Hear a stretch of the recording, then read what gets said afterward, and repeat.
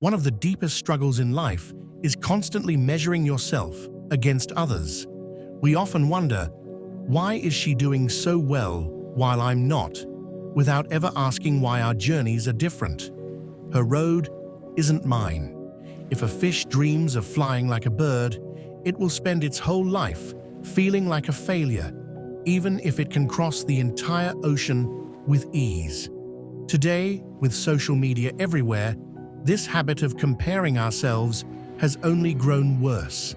We see someone else's achievements and start thinking our own lives are small. We forget what makes us unique. This mindset slowly pushes people into sadness and emptiness. That's why today's story is for anyone who has ever thought, "I'll never be as good as them." Listen carefully.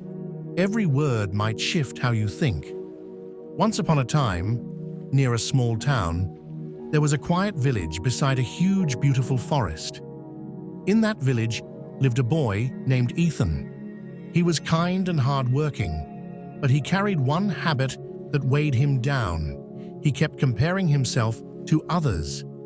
When he saw his friend Liam always getting top marks in school, Ethan would sigh, "If only I were as smart as him." His neighbor Ryan was wealthy, and Ethan would think, "If only I had his money." Even watching someone run fast made him wonder, "Why can't I do that?" Over time, these thoughts made him more miserable. He couldn't focus on school, and nothing seemed fun anymore. One day, a wise old man named Grandpa Joe visited the village.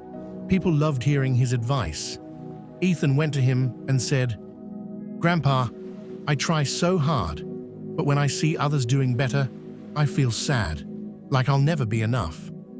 Grandpa Joe smiled and told him, "Meet me at the oldest tree tomorrow morning. You'll find your answer there." The next day, Ethan arrived early. Grandpa Joe asked, "Look around, what do you see?" Ethan replied, "So many trees, some tall, some small, some full of fruit, others bare." Grandpa Joe chuckled. "Now imagine the apple tree complaining, 'I wish I were tall like the coconut tree,' or the coconut tree saying, 'I wish I had sweet fruits like apples.' Wouldn't that sound silly?" Ethan laughed. "Of course, Grandpa."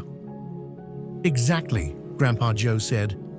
"This whole forest is beautiful because every tree is different. Each has its own gift. The apple tree offers sweetness.